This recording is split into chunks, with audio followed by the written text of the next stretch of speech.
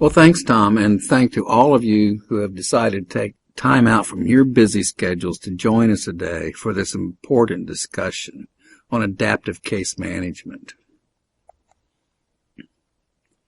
For the last few years, I focused my research, writings, and talks on what I call the cloud evolution.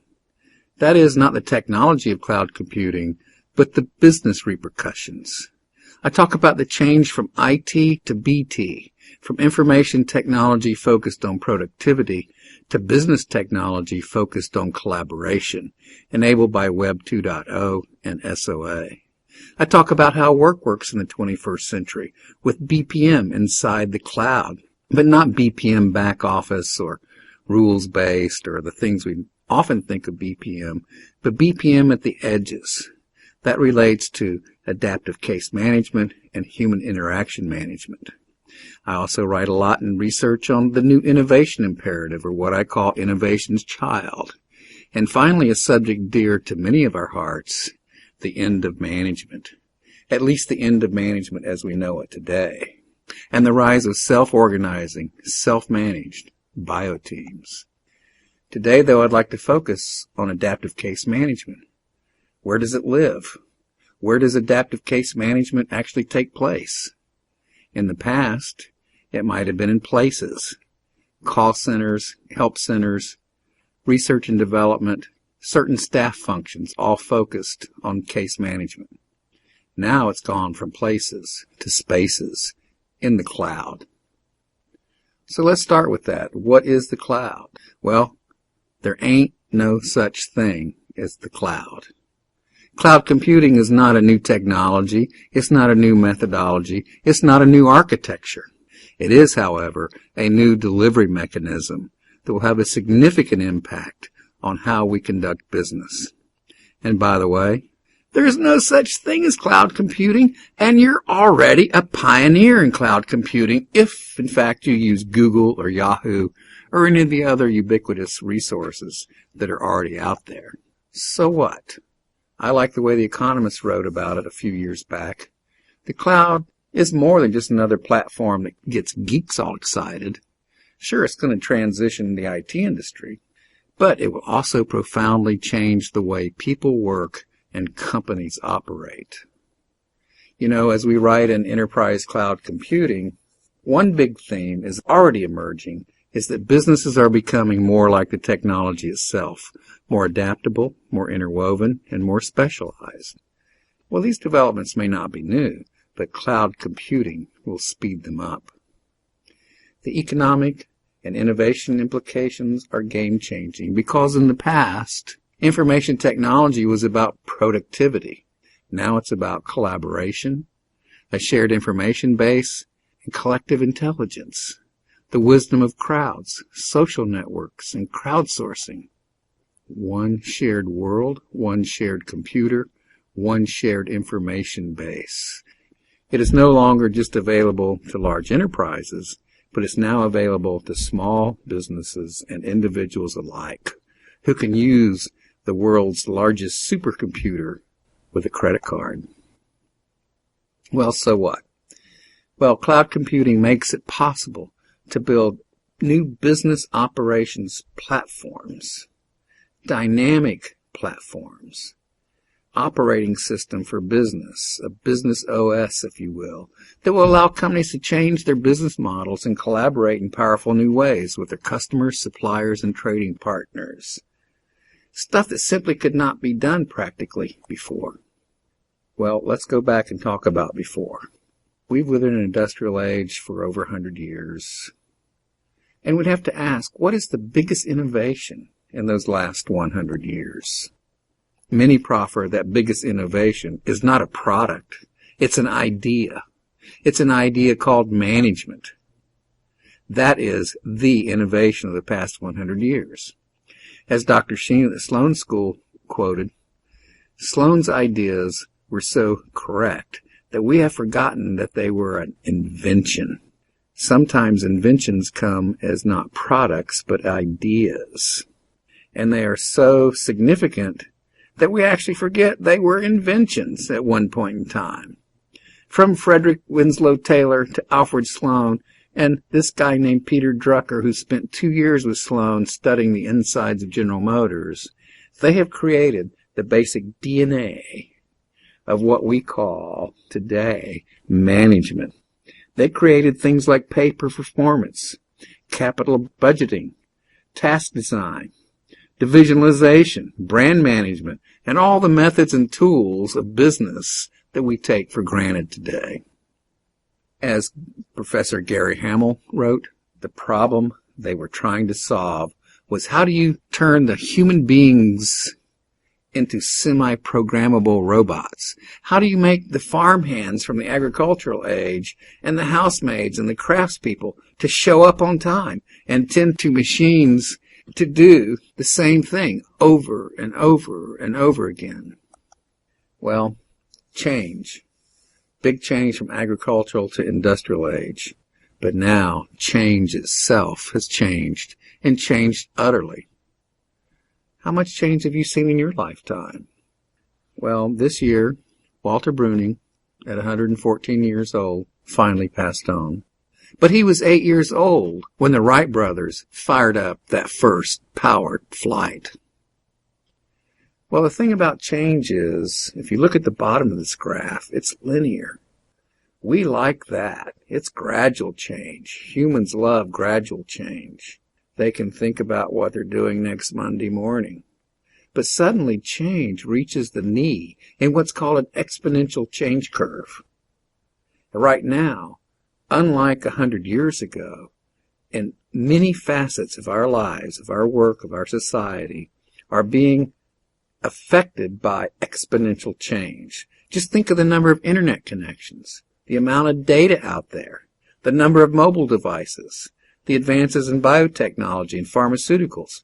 Just think of social networks, where Facebook, if it was a country, would be one of the most populous countries on the planet. Well, it's interesting what can happen in one lifetime. I'm pictured here with Dr. John Vincent Atanasoff in 1981. Who is he? He's the inventor of the electronic digital computer.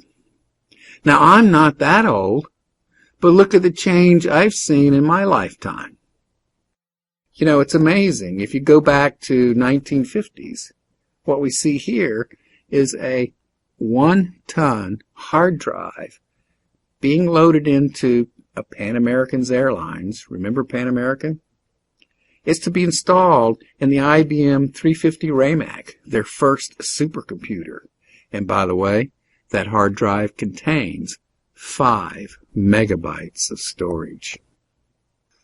Well, change. If we go back to the original assumption of what our management gurus taught and laid down, that's in the fabric of our enterprise, the problem today is, how do you make today's workers not do the same thing over and over and over again when change happens? How do you turn workers into creative problem solvers when each situation, when each case is unique, when new information is uncovered, when not best practices, but next practices are needed? Well, we're now today talking about creative destruction 2.0. We're talking about what happens in the world of global extreme competition when industry incumbents are now subject to competition from around the planet. We're moving from brawn to brains as the key capital resources. We're moving from knowledge management to new knowledge creation, from an innovation to setting the pace of innovation, from R&D labs to open innovation. That is, from inside-out innovation to outside-in innovation. We're moving from knowledge worker staff, those MBAs, those R&D researchers. We're moving from knowledge workers as a staff function to everyone being a knowledge worker throughout the enterprise. Well, let's look at some of these big shifts. You know, if we go back to 1800, 90% of the U.S. employment was based on agriculture. 4% was based on services. Today, go down to the year 2000. 2% is based on agriculture and 70% on services in 2000. But if we go up to the year 2010, according to an IBM research report, Approximately 80% of employment in the U.S.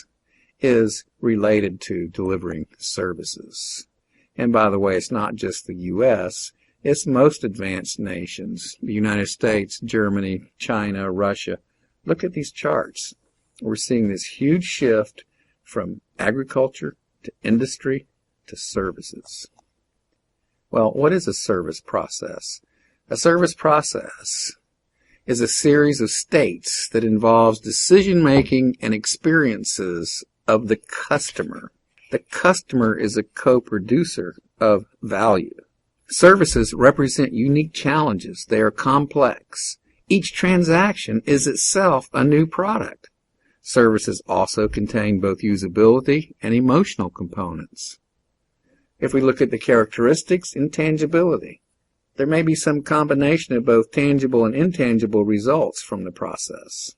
Heterogeneity. Outcomes vary from one knowledge worker to another in the interaction with the customer. Simultaneity. Production and consumption coincide. We're talking about complex adaptive systems. And remember the bullwhip from supply chain where you had safety stock? No. When we're delivering services, it's all about perishability.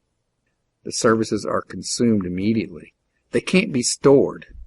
You can't have safety stock. Once the event or time has passed, the opportunity is gone forever. Well, let's talk about the radical innovation we need. We've had 100 years of the DNA from our godfathers of what is management. But let's talk about management innovation, of moving from command and control to connect and collaborate. And by the way, when you do this, that doesn't mean throwing out all the controls. It doesn't mean chaos. It means that transparency across the entire value chain becomes the invisible hand of management control. And I'm not kidding. In my book, Cloud, I describe what's happening at Whole Foods.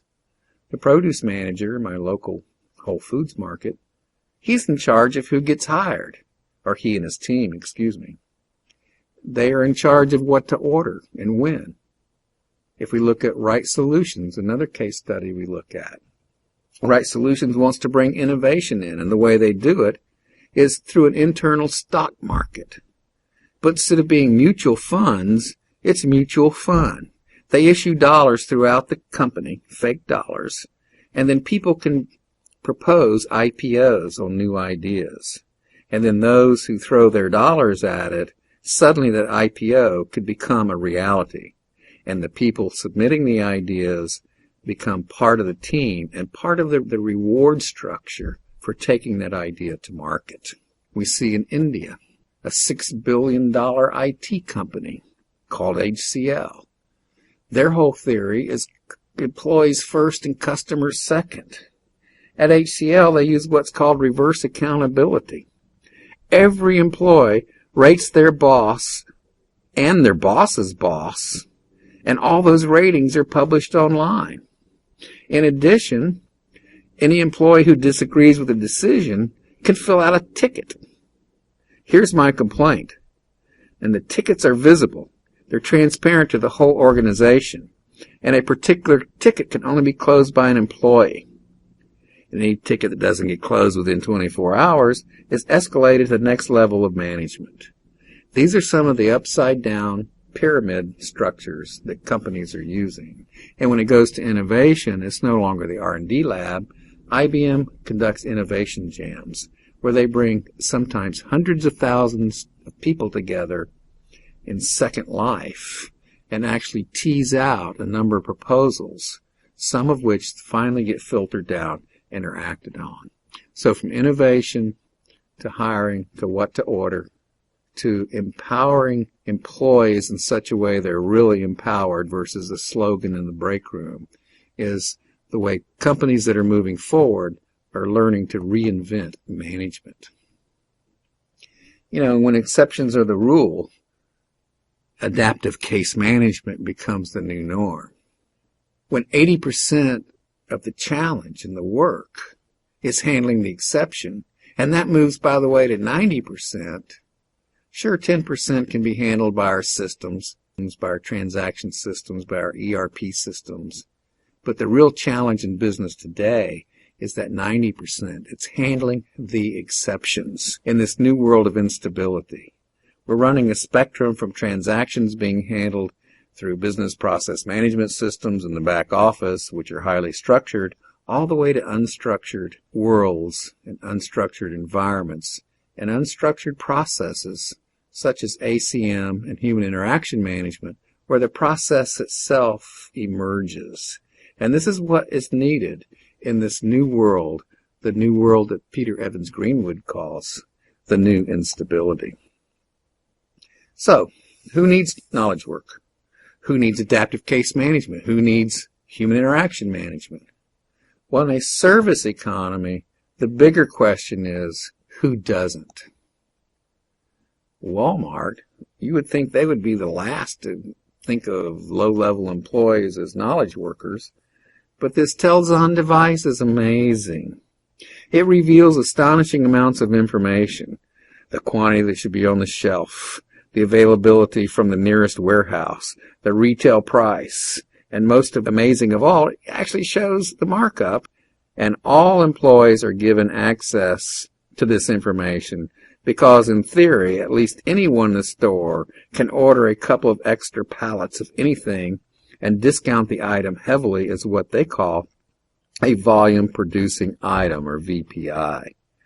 Well, one employee recounted the story of test marketing tents that could protect cars for people who didn't have enough garage space. They sold out quickly, and several customers came in asking for more. This was an exceptional case, of course, and it was probably word-of-mouth marketing. So the employee ordered a truckload of the tents and later admitted, I shouldn't have really done this without asking someone because I was just a new employee. I'd been here working for just a short time. But the item was a huge success, and his VPI was the biggest in store history. Not bad for a new employee, and not bad for the notion of every worker is a knowledge worker. I like the way Shakespeare put it, if we paraphrase him. All the world's a case, a unique case, and all the men and women merely players. They have their exits and their entrances, and one man in his time plays many parts.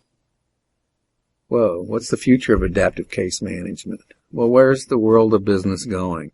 Where are they talking about you? It's in social networks. They don't go to your website. That's the last place they go. They go out and talk about your products and your services. Well, now we're seeing the advent of what are called listening posts. Gatorade has its ground control.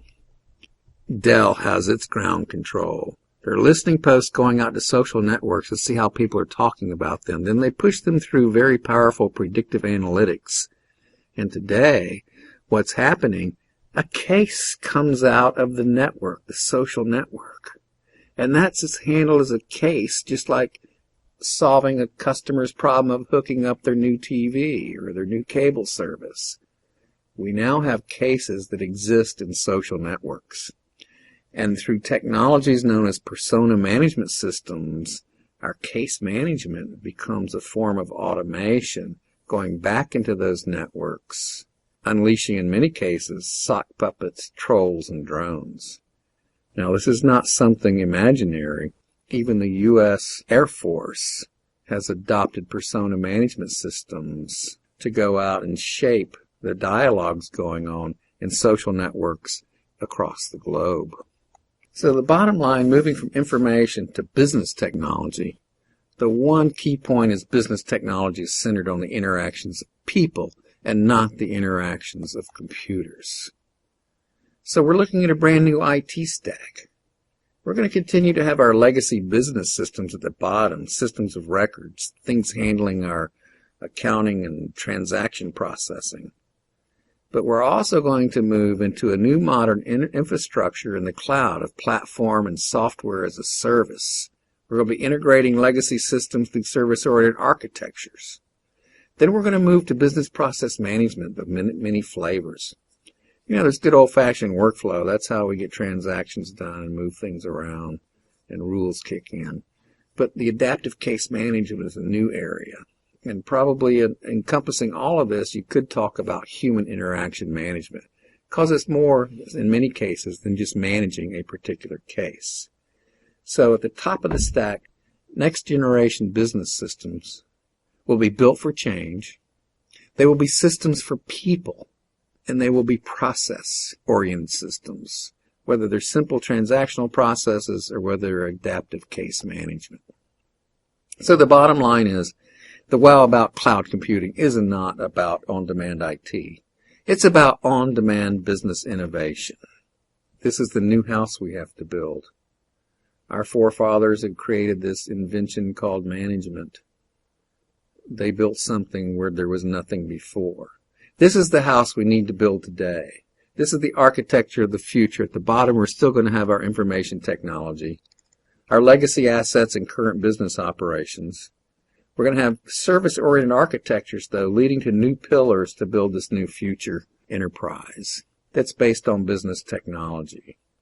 We'll need to master the architectures for dealing with social networks, demand supply chain, business networks. It's no longer monolithic supply chains. We're talking business networks, business rules management, next generation analytics, capability management to balance out innovation management, where we're dealing with weak and strong ties to create the future that doesn't exist today. It's not so easy to take those who built today and say, forget everything you learned. The unlearning is the hard part. We need something new. So when innovation management is brought in as a process, it must be balanced against capability management of the entire enterprise. So we end up with then dynamic, event-driven business process management with adaptive case management and human interaction management. That's the fundamentals of the new business architecture and mastering the unpredictable. So where are we? We better lead, follow, or just get out of the way, because yesterday it was the internet that created a huge disruption as we move from the industrial age to the knowledge age. Today it's the intercloud, interoperating clouds from multiple companies and beyond to social networks. So I'll just leave you with one thought. What can be done in the cloud will be done. And that thought is actually a question. Will you be the doer or the one done in? We can turn back to Peter Drucker for a little advice that's still current today. The best way to predict the future is to create it. Thank you.